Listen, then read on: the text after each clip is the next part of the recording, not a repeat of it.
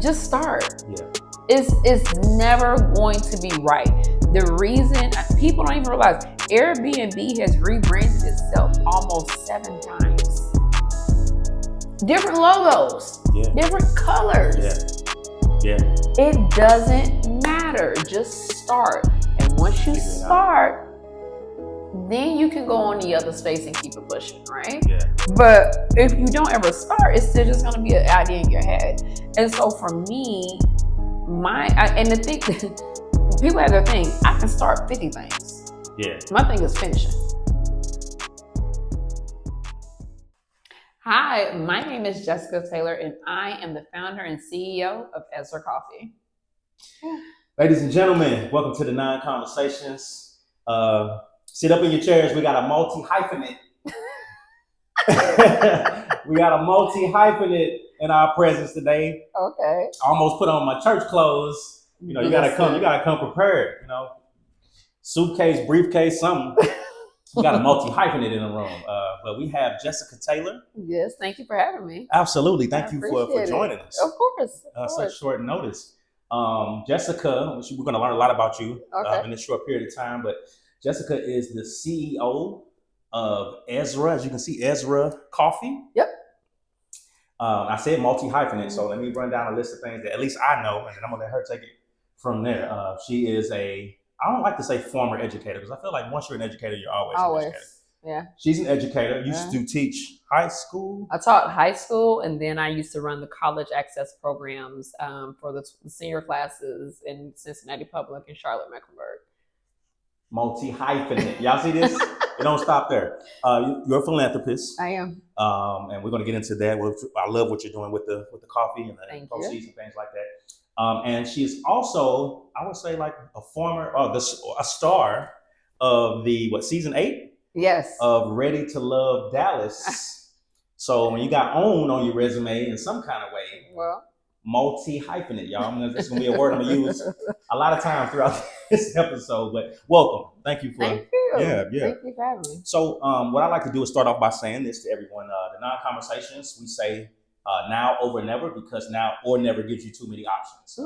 Our goal is to inspire, to encourage, to uplift, to motivate those that are waiting or looking for reasons to press the go button. They have passions, they have gifts, but they're moving in fear, doubt, insecurities, past failures, things that are keeping them from either pressing the go button or continuing from where they are. And so I like to sit down with individuals such as Jessica and talk to them about their journey, things that they've done, things that they've overcome, give you tips and all different types of nuggets that you can use. Hopefully, somewhere in your path, something that you hear on here will motivate you, will inspire you, and will get you to get up and say, you know what, I have something to give to this world, and I want to start right now.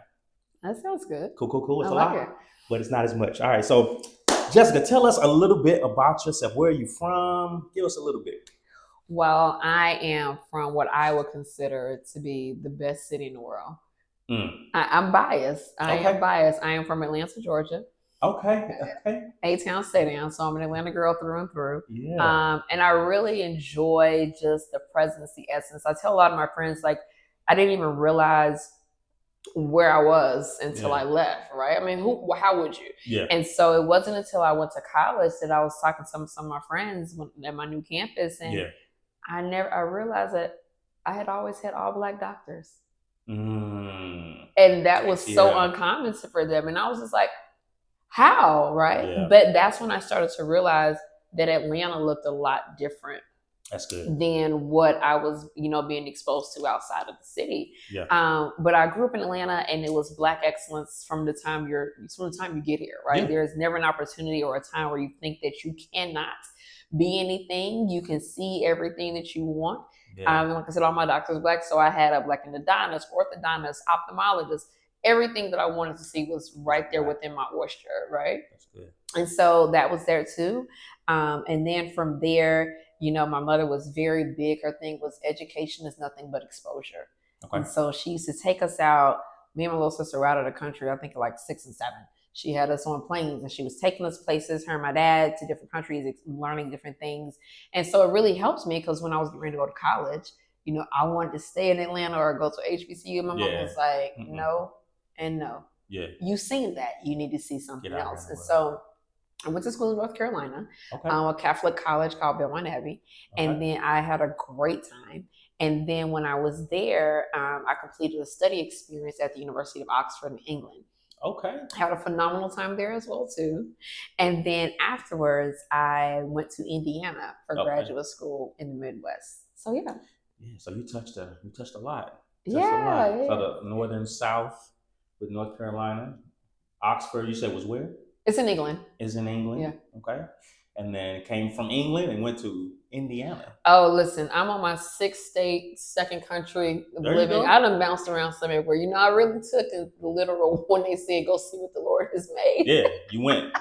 I've been going. Yeah, like, go ye. I've been here in Dallas for 6 years. Okay. About to be 7 in October. And I'm like, okay, so what's next? Like, where do I want to go next? So we shall see. How are you living it here in Dallas? I enjoy it. I feel like, and I think it's maybe when you move a lot, you know, you see it. I really feel like after you have a good church, some homegirls, and a good hairdresser, like everything else is bourgeois shenanigans. Yeah. Like everything else, you can figure it out on your own. Say that again. Bourgeois shenanigans. Yeah, that means it doesn't matter, right? Like nothing else matters. It's minutia, small. Yeah. And at least that's how I look at it, right? Yeah. And so I feel like once you have those core things, your faith, your circle, and your hairdresser, because you got to look nice. Yeah, you know, for sure. Everything else to kind of work itself. Plus, that's kind of the orbit of where you meet people. Yeah. Church, hairdresser, barbershop. At least in our community. Yeah, that's where you meet people, right? And then, you know, some of my girlfriends, I'm Greek, I'm AKA, I mean some other AKA friends, and you just kind of network from those spaces, and you just kind of grow your circle from there. Okay. Yeah. All right. So you mentioned your mother. Yeah. And your father. So I love the part where you said, like, your mother was like, nah, you got to get out. You've been saying all of this, you got to get out. Yeah. And see that. And I love that because we have a lot of situations, especially in our community, where we want to keep everything close knit. I want you to go to school here. I want to be close to you. I want to be able to get to you versus, you know, they're kind of thinking about ourselves, parents anyway, instead of, you know, I want you to get out here and go see the world. I want you to get out here and explore and see what else is out here other than what you've seen. So we have to look at it from people of color. You have to understand it's not just, I want to keep you close, but there's a financial barrier of you leaving, right? And so with me being from Atlanta, when I was there, we had this scholarship called the Hope Scholarship. Okay. So any student who got above a 3.0 can go to any state school for free, right? This was one of the things that Jesse Jackson worked with the state of Georgia to do at the time. And so I had that scholarship. Yeah. So it wasn't her just telling me I had to leave. It was her telling me I had to go find other money. Yeah. Because I could no longer take the money that was here because she wanted me to see something different, gotcha. Right? So there's that piece. But when you look, and I remember this when I used to work in academia, when I used to work at the universities, it was we would get an amazing underrepresented students. Yeah. But the idea of telling them that they have to leave Cincinnati and come to Columbus to Ohio State, the family could not always conceptualize what that would look like, right? Right. And then we think about that too. What are we taking out of that household? Because sometimes that child contributed to what that space looked like. Yeah. So I think sometimes for us, when we start that, one, you have to start the conversation early. Yeah. You can't say senior year you're leaving. You gotta start that conversation. Yeah. Because people don't know. Like when I used to work at Ohio State, we recruited students. We start looking at students in the 4th grade. Mm-hmm. We selected them for college in the 6th grade. Wow. The 6th grade. When you think about most students, they don't start preparing for college till your 11th grade. Yeah, sophomore, junior year. Yeah, so there's already a gap where there's one generation, one group of kids that are already light years ahead of others. Yeah. And so when you're thinking about leaving the state and going to different places and taking them outside of their normal habitat, that's why it looks that way. But there are groups like the Posse Foundation. I'm not sure if you saw. It's the Posse Foundation. It's a nonprofit that works with inner city students, and they recruit them to go to college, but they take them in groups of 5. Yeah. Because the idea is if they go with their posse, their friends and their family, or their close-knit circle, that they'll have better graduation rates. Okay. That's good. So I think when we think about it from a collective as Black people, we have to think about the community aspect and when we're wanting people to leave and go out and do, as opposed to everybody's not going to be that individual resilient child. You know, my mom was telling us, you getting out of my house. Yeah. But it wasn't you getting out of my house at 18 because you got to work. It wasn't that. Yeah. But we knew very early on we were not staying in Georgia to go to college. We knew very early on that was not going to be what she wanted for us. That's good. That's good. Okay. All right. So did all of this education, and then was the teaching the first thing outside of school, or while you were in school, or Oh where did that God, begin? no. Okay. So you ready for this Yeah, story? let's go. It's a hot mess. Okay, so this is what happened. So I was in college, and my parents. My parents were married 33 years until my mother left here in 2015, right? Yeah. But my mother was normally always a decision maker what was going on. So every time I referenced my mom, my dad was very much present, but my mom was determined what we're doing. And so I went to college, and this is 2005. So this is when Bush is in office, right? Okay. Oh. And so yeah, Yeah. we're there, and all of these credit card companies is on campus, right? Oh, So yeah, that's remember when I that was in freshman school. year? Yeah. And it was like, you get a pizza, you get a t-shirt, you sign up for a credit card. And I always wanted a credit card. And so my mother gave me one for school, but it was for emergencies. If I blew a tire on my car, something like that, whatever. Right. So I was like, well, fine, I'll just get this other credit card that she doesn't know own. about. That's mine, because technically I'm 18, I'm grown, right? Ah. So I get this credit card and ran it up. I think it was Forever 21, Charlotte's, God knows, whatever little teeny bopper store was shopping time. So she paid it off. Yeah. Fine. The next time I got that, she paid her, I ran it up again. She said, I'm not paying it off this time. So I had to get a job. So I started working at this nonprofit, the Boys and Girls Club, nonprofit area down the street from my campus. And I loved it, but I was already halfway through my major. I was a strong business major. I had already done internships with the hockey teams and NBA and stuff like that. Yeah. I'm finishing this. Yeah. But when I was there, I graduated in 07. Yeah. And so I had all this stuff at graduation. Graduated in May. Came August, that recession hit for real. Mm-hmm. And it was the first one in, last one out, right? So I got laid off. And so from there, I entered into an AmeriCorps. I mean, I looked for jobs everywhere. Like nobody was hiring me. Yeah. And so I did retail for a little bit because that's what I knew. I had done it for years. I could do like the back of my hand. I was doing merchandising. So people would put what in the window and all that kind of stuff. But anyway, I found a job in this program called AmeriCorps. Yeah. Started by John Lewis years ago. Mm-hmm. And so I did AmeriCorps. And if anybody knows AmeriCorps, the pay is absolutely trash.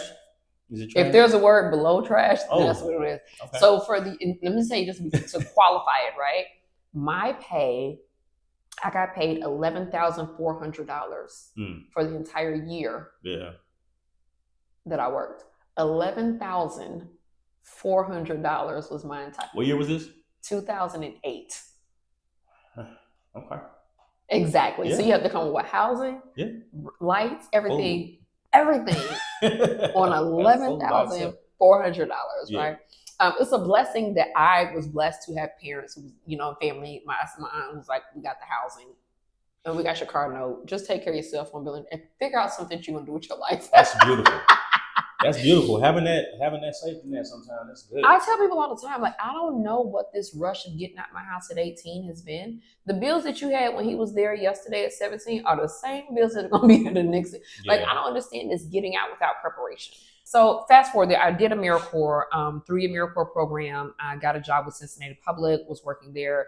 Went from Cincinnati Public to Ohio State, from Ohio State to Purdue. Purdue, I said, you know what? I need a career sabbatical. I believe that everyone should take a gap year. That's good. We all need it. Yeah. Just get out and just work. No. So I took a career sabbatical. Yeah. I quit my job, moved to France. My homegirl was staying there working on the Boeing 737s. She had extra room in her apartment. So I moved to France and stayed with her for a little while. Yeah. And then her job told her she had to come back to the States. And so I was like, well, gotta go. It's me and you. No. You stayed. Heck yeah. Come on now. It's me and these Marriott boys. I got to make this work. Let's go. So I had a friend that lived in England, in Manchester. So I went and stayed with her for a couple of weeks. And then me and her went to Scotland. And then I had another friend that lived in another country. Then I went to Haiti and stayed with some other friends. So I just kind of bounced around. Friends all over the place. Yeah, just kind of. The beauty of going to schools to have large international populations, right? That's good. So that's I good. Just bounced around. I literally went to like 13 different countries. I went from Dubai to Greece to Egypt, all over. Just Thailand, Malaysia, just because what else did I have to do? But then too, once you're over there, plane tickets are like dirt cheap. Okay. So you don't really have to pay that much. I think my plane ticket was one of the places like $15. Wow. American dollars. So Yeah, it was that, but it was the best thing I could have ever did. And then after I did that, and I kind of took that time off because it's at the time my mother passed away. I just needed like a breather. Okay. I came back and was working in Charlotte, Mecklenburg, and then from there took a job at Toyota and then came to Texas. So okay. How do we get from there to creating your own coffee money?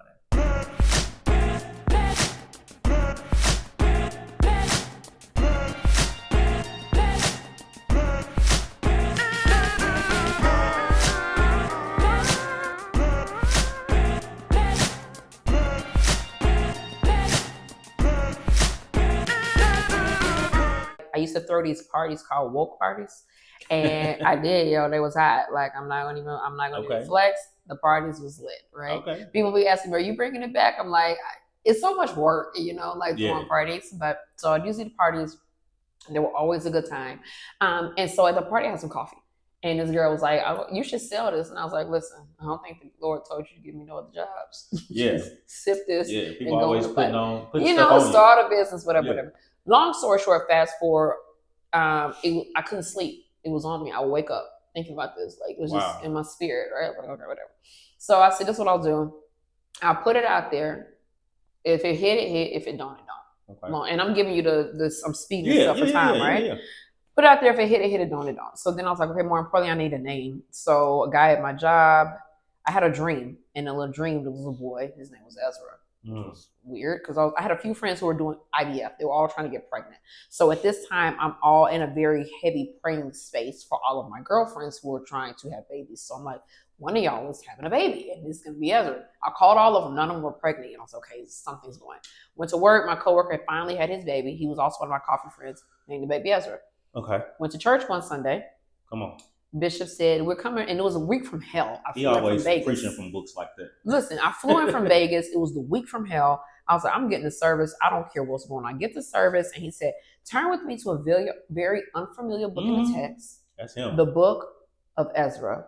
And I was like, that's 3 times. Yeah. And I still had my Bible from church, so I flipped to the front of it and it said, what Ezra means, he who helps. And I was like, that's it. I read through the whole thing, and I was like, okay, I like this. Yeah. I wanted something clean, quick, because I don't want to have like Jehoshaphat coffee or Hezekiah. Like, it's too long. No one's gonna remember all of that, right? Yeah. So don't get somebody attention. Well, I don't know. Yeah, all of that. It don't look like this. Ezra, it was clean. It was short. It was crisp.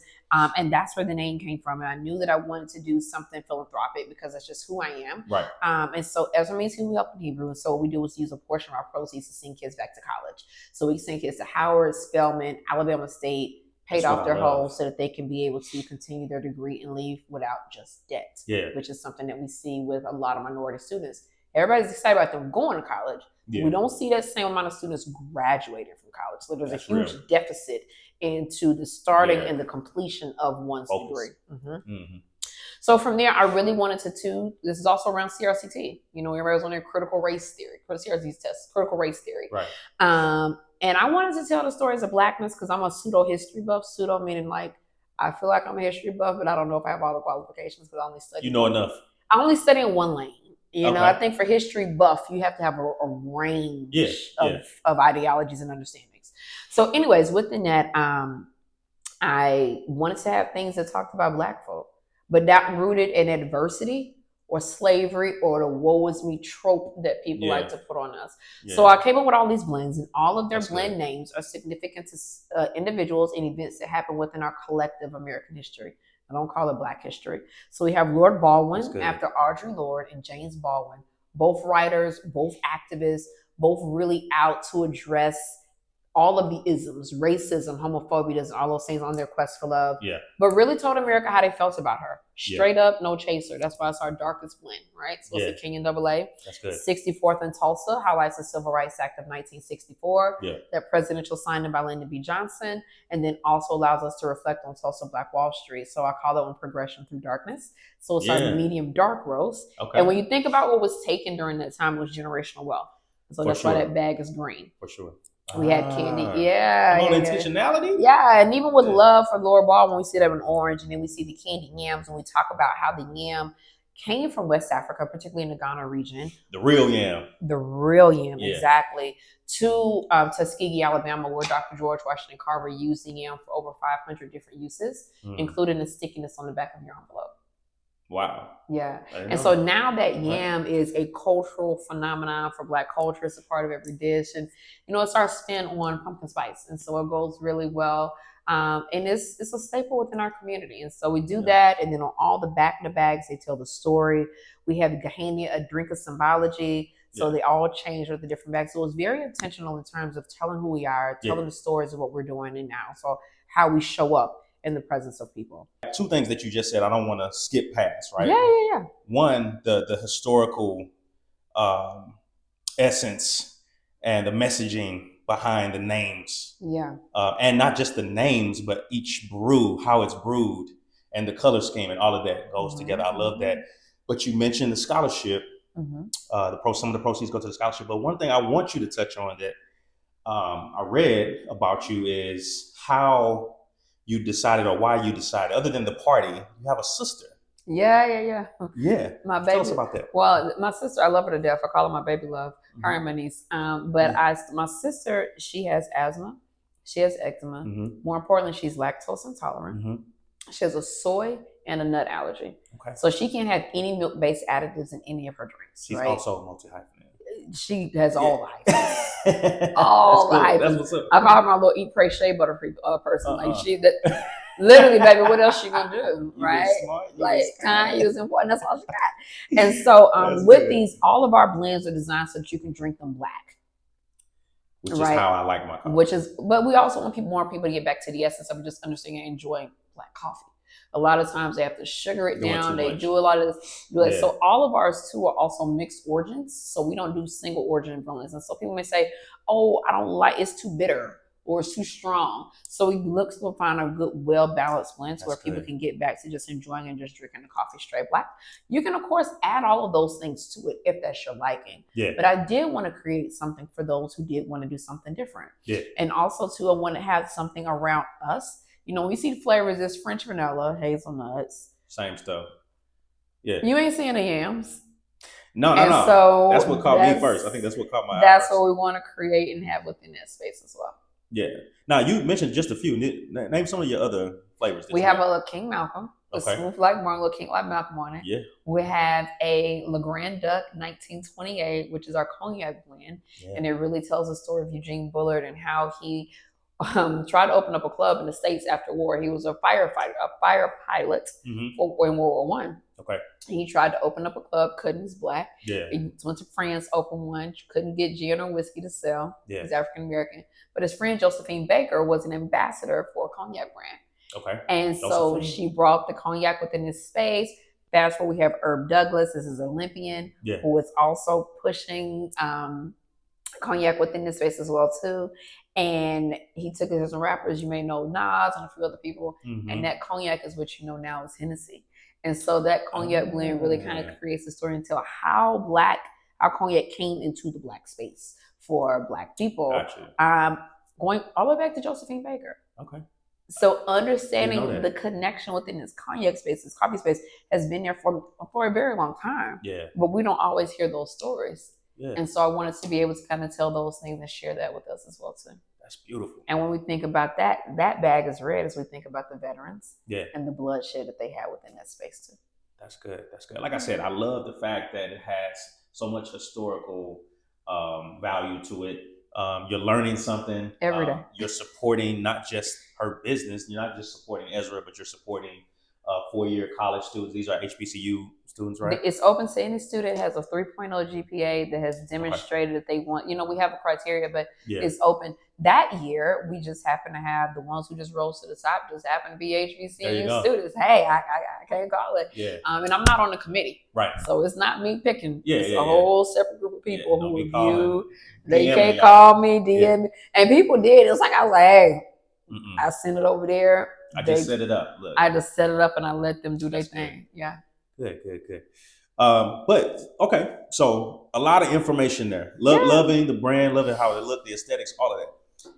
But obviously, you didn't just wake up one day and just coffee in the stores, coffee online, right? So there's a process. There's a process, and the reason why I say that is because the non-conversations, what we do here is there's people who are in the process, or they have that same thing. They're losing sleep right now over an idea, over a business, over something.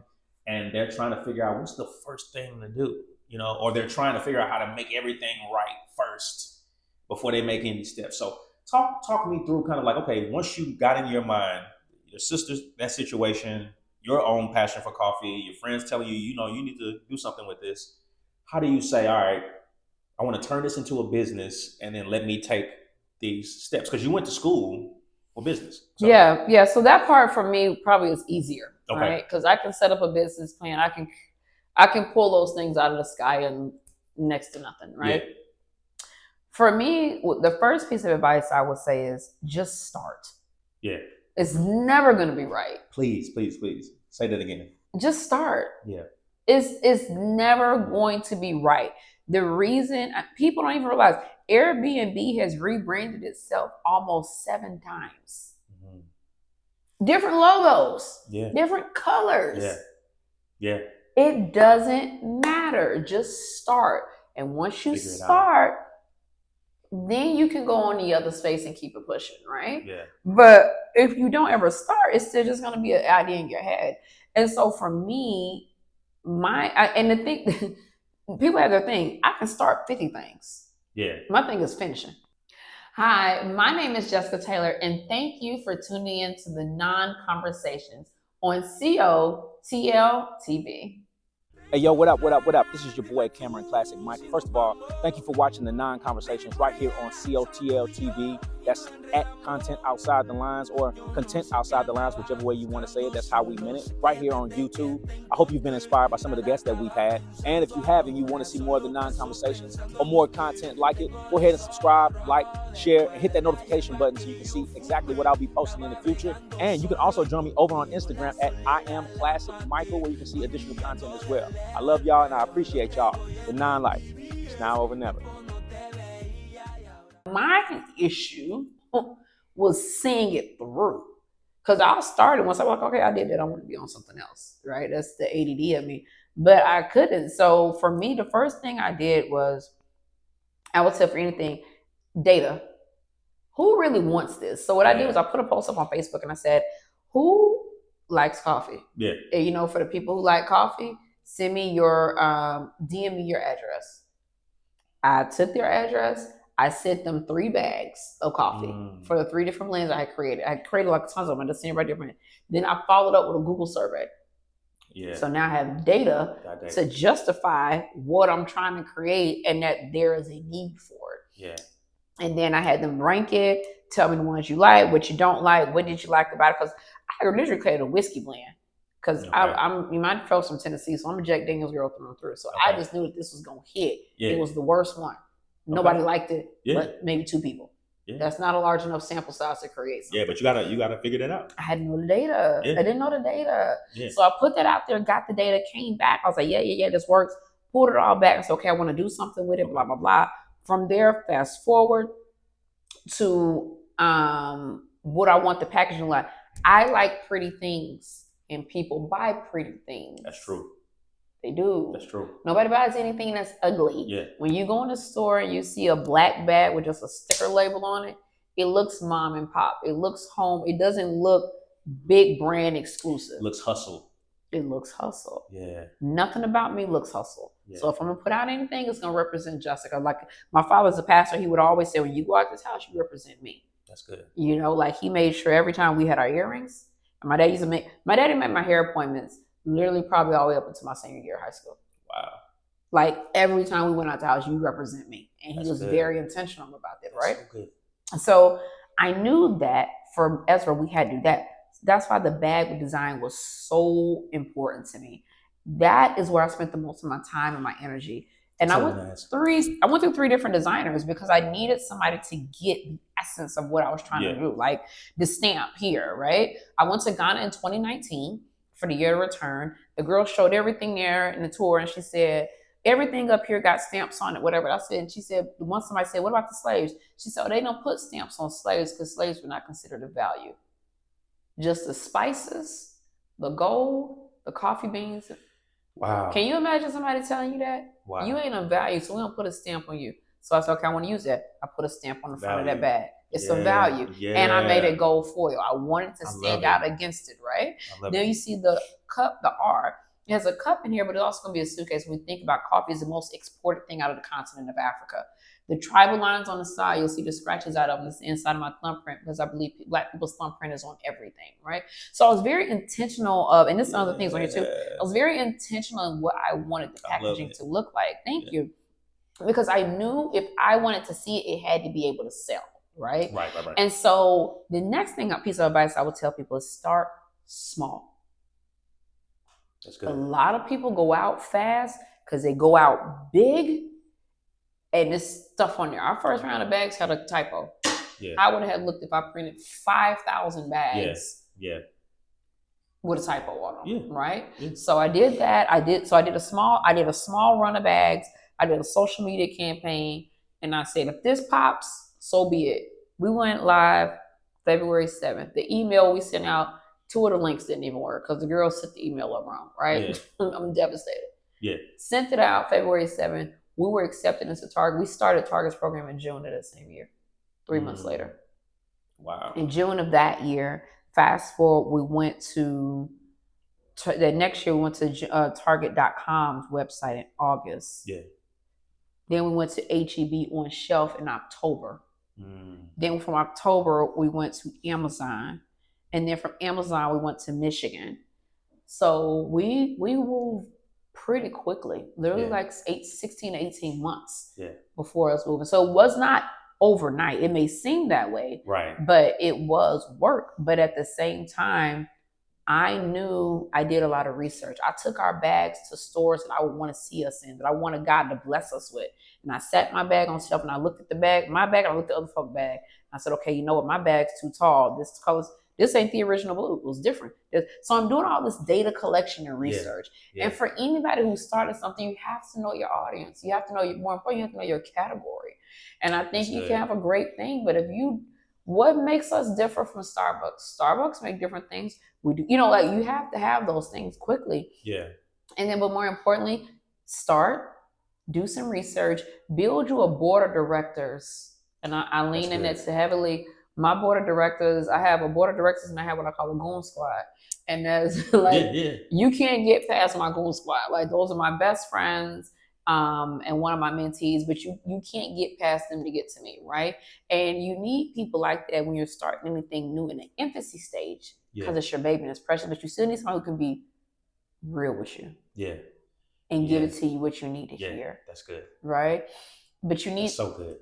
You need to be able to trust them. Yeah. So that you can actually hear the message and not be upset with the messenger, Yeah. And so on my board of directors, I have an engineer. He is black and white. There is no emotion in anything he gives me. Yeah. It is what it is, right? I have a spiritual advisor. She don't do business, but she can pray up and she can pray down some things. So my point is, when you're building this out, build out what you need, not just for you as a business, but for you as an entrepreneur, because it is lonely. Yeah. It is lonely when I'm up at 2, 3, 4 in the morning by myself trying to figure things out. It's just me. Yeah. And him and God. And sometimes I'm laying on my face and sometimes I'm on a laptop. You have to be able to have people in your space who can say, I'm thinking about you, I'm praying for you, I got you, this was laid on my spirit. Here's somebody I know who might be interested in what you got going on. Like, you need those people. Yeah, that's good. This is so good. All of the things that you're sharing, very, very important. So let's go back to, you talked about the 2 things. Yeah. The typo. Mm-hmm. That's something, and I've seen it with people I've had conversations with, and just people I've seen doing things. That little thing, something like that, is something that I've seen people totally stop. Like, I messed up. Now people are gonna be looking at me crazy. They get feedback on it, and then they just give up. Things like that. But the fact that you kept pushing past that, like, all right, mistake. What do we do? This is how we bounce back. And you didn't jump out big, like you said. You started off with a small sample size. The other thing, 3 things. The other thing was the sample bags that you sent to the people who gave their addresses. So the importance, I want you to expound on this, the importance of and the need to invest in yourself when you're starting these businesses. Like, everything is not going to just be immediate profit, right?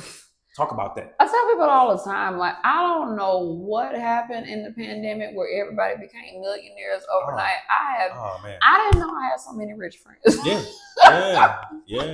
But let me tell you, that is not the case. That is real. not the case. Yeah. There are days when you're not going to sell anything. And you still have to believe that he brought you here for a reason. Yeah. You know? Yeah. And so for me, even with the business, like I knew I had to be scrappy, and I had to say I didn't have any extra money. Yeah. So I had to do what? Make sacrifices. Yeah. And I had this beautiful, shiny black Lexus truck. Come on now. And I loved it. It was black on black, black leather, all the bells and whistles. Yeah. The truck was $700 a month. You had to let it go. Because I had to pay for a car in my garage. Okay? So do I need both? And am I being a good steward? I can't ask God to continue to bless and sow in me, and I'm holding on to stuff like this. Yeah, yeah. Right? That's so good. So I had to let that go. Yeah. And believe that He's going to bring me back something better. Right? But when I let that go, I was able to use that money to reinvest in my business, to push my business forward. Yeah. Does that make sense? Yeah. And so it wasn't until I let that go that I could say, okay, now I can push this kind of money into this every month. Yeah. And be able to pay people to do things that I can't do, you know? And so that's where that came from. But that was sacrifice. Yeah. You know, because like I said, I love that truck. I ordered that truck. I picked everything out on that truck, right?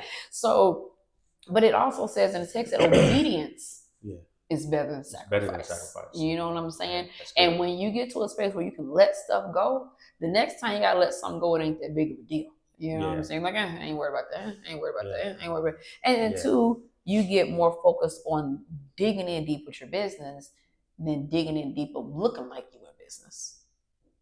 Say that again.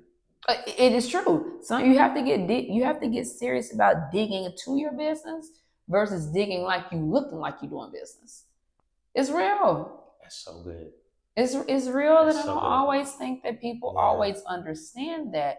There are a lot of folk who look like they're doing business and they ain't doing no business. Yeah, that's the age we're in, right? The social media. It's the flex. The goal is not to appear as if it's more than what it is. The goal is to continue to build till it becomes what it is that you envision it to be, right? And then the other part that you said I love was the whole obedience is better than sacrifice, because a lot of times that's what God does, is He'll give us things and He'll place it there, and then He'll want to know and want us to show Him, is it what I gave you, or is it me?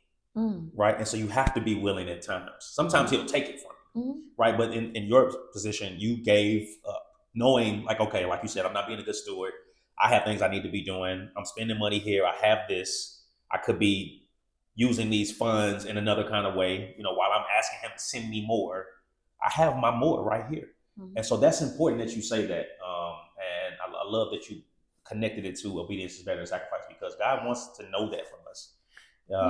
Are you more into what I provided for you, or is this really about me and what we're going to do when I'm working through you? So that's good. I love that. Yeah, absolutely. I love that.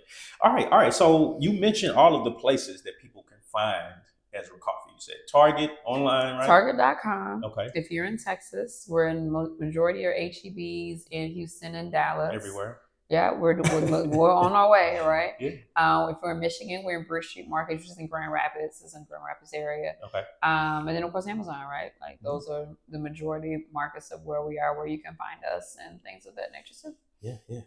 All right, y'all make sure y'all support Ezra Coffee. Y'all heard the whole backstory. There's purpose, there's meaning.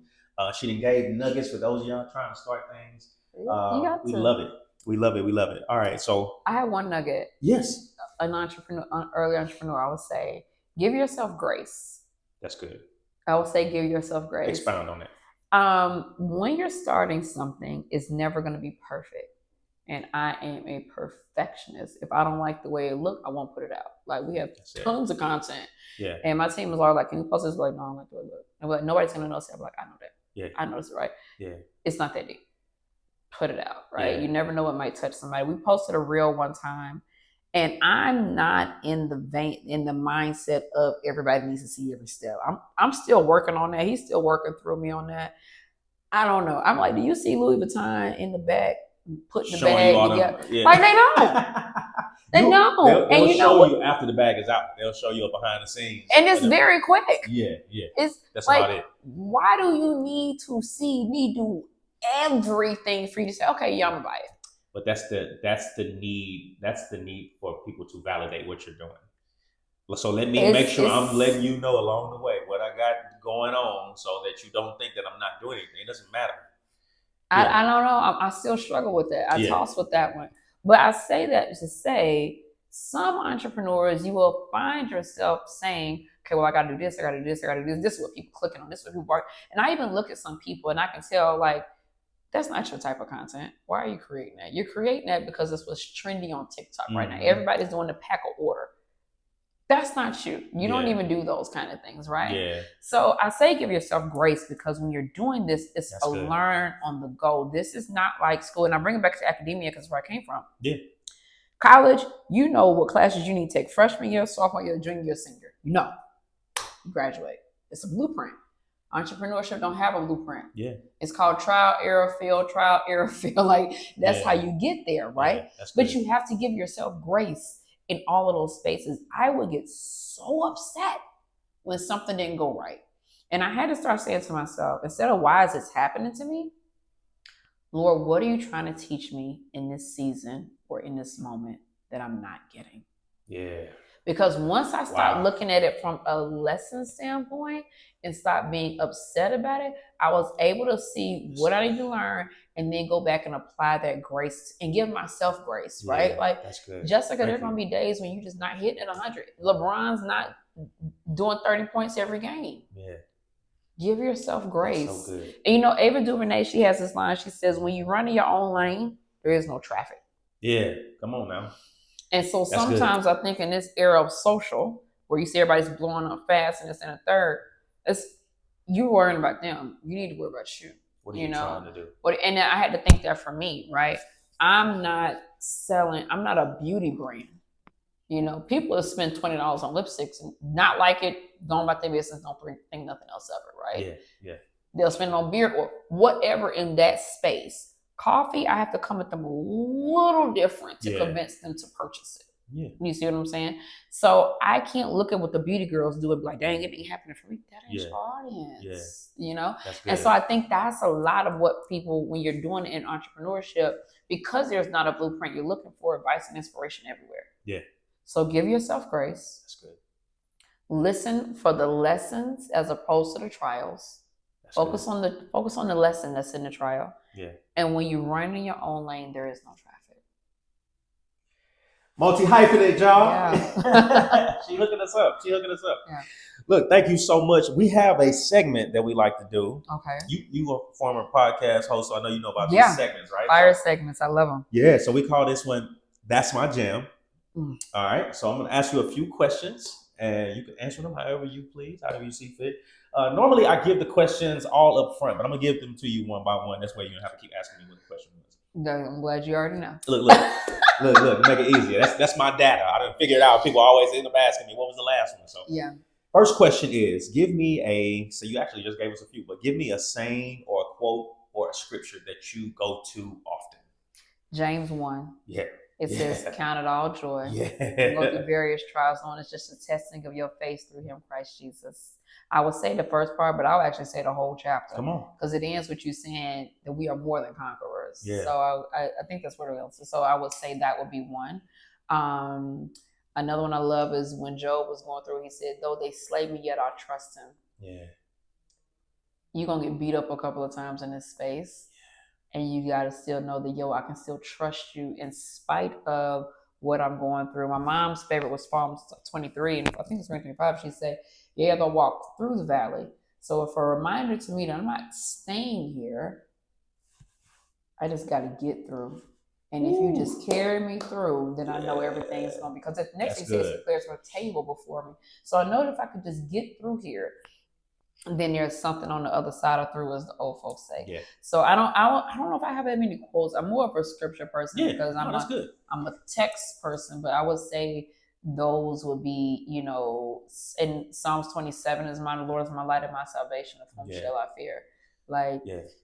What you got? Yeah. He got me. You know, in all things, he'll be glorified. And so I think those are the things that I have to kind of say to myself when I'm thinking about it. And then I tell any business owner, remember your why. Why did you say that this is something that you want to do? Yeah. Why is this something that you get up for every single day? When you remember your why, everything else around it. Again, my saying bourgeois-nate. It doesn't matter. We're going to put that on the screen. We'll figure out how to spell that. And we're going to put that across the screen. Yeah, that's my thing. Like once you get it, those will be it. Yeah. You got, and for those who aren't even biblical people, right? There are some people who are just, they're not texted, and that's their thing. I get it. Find something that you can hold on to. Yeah. You know what I'm saying? Because there are going to be days. I know people who their thing is the 4 agreements. Like I have a friend, she's agnostic, and she leans heavy into the 4 agreements. She leans heavy into the 48 laws of power. Whatever it is that you lean to, that you cling to keep you grounded, I would say to stick to that as whatever it is that you're trying to do. And if you have quotes, then find them and stick them somewhere. But I have quotes for moments. I don't have one for like right now. Yeah. You right off the bat, you hit me. I am a Book of James fanatic.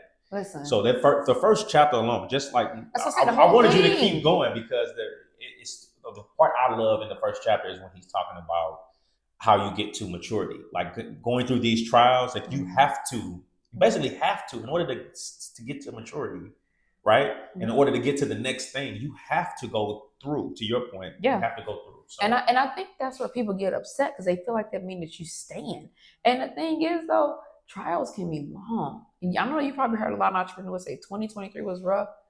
2023, I was like, did I do something to somebody? Because God, like everything. It is taking me out, you know? And the thing is, I had to understand that even that trial, that year of a trial, I had to see it through.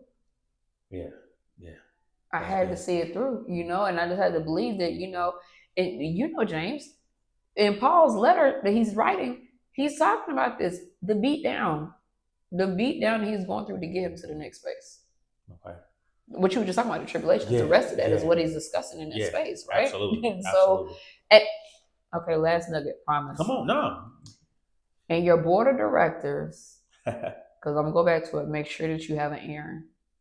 An Aaron. You remember when Moses went and stood up on top of the mountain? Got you. And Joshua was down there fighting? Yeah. And every time Moses would drop that staff, Joshua would start losing. Yeah. And then every time he brought his arms up, he would start winning again, but he started getting tired. Yeah. And he couldn't hold them up there. And so Aaron went and sat up on the mountain and held his arms up for him. Yeah. Yeah. Everybody needs an Aaron. Who's holding your arm up for you when you can't do it yourself? Get y'all Aaron. And have you somebody to sit there with you? Yeah. I think that's important.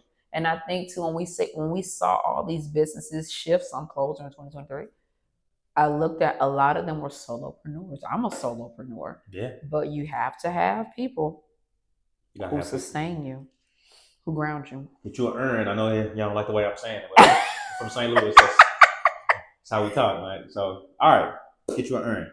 So, next one is give me a song or a couple because you're on a roll. Give me a song, something that you go to, you listen to either while you're those nights that you're up in the middle of the night, or something that gets you pumped up, something that motivates you, gets you excited. Give me a song or two. I will say the song that I've been having on repeat right now is "We Offer Praise." Come on, who sang that? Oh, what is his name? I'm gonna find out. I can't think of his names. I'm gonna find out. But it's "Oh Lord, We Give You Praise," and that song. It's CC something. But I don't know. It popped up in my head, and I just been wearing it out. So I would say "We Offer Praise" has been one. Now I will let you be very clear. I am a Donald Lawrence, Hezekiah, Kurt Carr, McClurkin fan, Smallwood fan. Okay, so all of those are in there too. I Am God by Donald Lawrence. You know, Total Praise, all of those things. You said Fred? Did you like Fred? I didn't. Okay. I like him. I love his Glory to Glory, but in my you like choirs? Listen, my grandma was coach at church. You like choir. I said Kurt Carr, John P. Key. We a choir person. So that would be that. And then my non-secular, or my very secular song, would be Preach by Young Dolph. Get paid. Yeah. You need that motivation, get paid. Ain't nothing wrong with it. That's my thing. So those be my two. We're gonna put them both up. Rest in peace. But I that's my song. I've been bumping it since college. Okay. All right. Next one is, since you are bringing us the coffee today, give me the best time of day and the best location that you enjoy a cup of coffee, or to enjoy your coffee. I would say any time of day. It depends on what you're doing and what you're making, right? Any time of the day. With all of our blends, you can literally make a cold brew to an espresso, a cortado, a affogato, a macchiato, a latte, literally anything. But give me this though. So what's the ideal? Let's say you're not working, you're on a vacation or whatever it is. Give me like the best. I would love to be sitting here. Every first thing in the morning after I pray, I get a cup of coffee. And I use that time, to sit and be by myself and just focus not on the things that I need to do that day. But just to sit in a space of gratitude of just, I'm here one more time to get this right one more time, and so I just kind of sit there with that. So I do mine, and that's roughly around 8:30 because I have like a little 7:30 prayer call with my best friend, and then around 8:30 I have like a notification with my scripture. So it's between that time I drink my coffee. And then in the afternoons, because I am that person that can drink coffee at night and still go to sleep, probably because I'm addicted. You getting it in. At this point, it doesn't faze me. I'll probably say like around 9:30, 10 o'clock. So it ain't too bad for me. Okay. All right. And last one, multi-hyphenate. You've been all across the world. For those individuals out there that are just getting their first stamps on their passport, they're looking for the first place they should be looking to go. You've seen a lot of different places. Where would you lead them? So I would say I'm gonna give you two things for two. Because there are people who like to vacation, people who travel.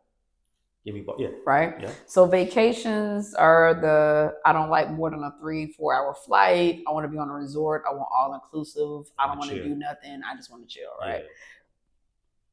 Jamaica's cool for something like that. I think that was my first international trip. Jamaica was that. Trying to think of another like quick one. Aruba is nice. Okay. Aruba is something like that. Like a quick, that's a vacation. That's not a touristy. Now I will tell you, if they do Aruba, it would be cool to do the ABC Islands. So Aruba, Bonaire, and Curacao. Okay. ABC Islands. Gotcha. But they were the stops for slaves. So you get to see all the slave tours before they came to the States. So this one ain't supposed to be an educational. Look, she's spewing it, y'all. I love it. No, I'm just saying, like those you can see, but you see they have literally the ports and everything's still there if you want to go look at them and see it as well too. But it's a culture. But you can also see the range of blackness from in the island, which I think is also pretty dope. The other one, if you're doing long distance and you're okay with it and you don't mind, I will always say the motherland. I would say my favorite country in the motherland to visit for all things Black would be Ghana. I would recommend Ghana. I would say if they okay with a plane ride, then Zanzibar would be another one too. But Zanzibar is off the coast of Tanzania. It's Tanzania, but it's off the coast, right? The interesting thing about Zanzibar is it's a Muslim country off the coast of Africa, mostly owned by Portuguese and Indians. So it's really like a melting pot of everything, but in Africa. Okay. It's super dope. Jessica Taylor, y'all. Look, if you didn't learn nothing today, listen, I don't know what to tell you because she done gave you everything on anything. Look, I done learned a lot. I feel like I'm going to watch this back a few times. And take some notes. I told you I was a nerd. So. No, it's all good. We like to learn around here. We like to learn. But look, y'all, support the brand. Like I said, if you love coffee, support it. Got a lot of different flavors that you probably haven't had yet. If you haven't had it, if you have had it, go ahead and get in these comments and let people know, like, yes, this is the truth, and share your stories about it. But then also understand that you're not just buying coffee with this. You're supporting college students. You also are supporting something for our culture that's rich. I love that she said she doesn't call it Black history, but calls it American history because that's what it is. Collective American history. Yeah. Absolutely, absolutely. So think of all the things that this represents and the intentionality that she puts into it. And then for our non-family out here living the non-life, she's given us some things to think about, some things to consider, some things to start doing. So let's take that and, as we say in church, govern ourselves accordingly. All right. Amen. All right. Jessica Taylor, we thank you. Absolutely. Thank you for having me. Looking forward to more than what you have moving forward. All right. And same with you. Thank you so much. Thank you so much. Absolutely. The non-life is now over never. Hi, my name is Jessica Taylor, and thank you for tuning in to the Non-Conversations on COTL-TV.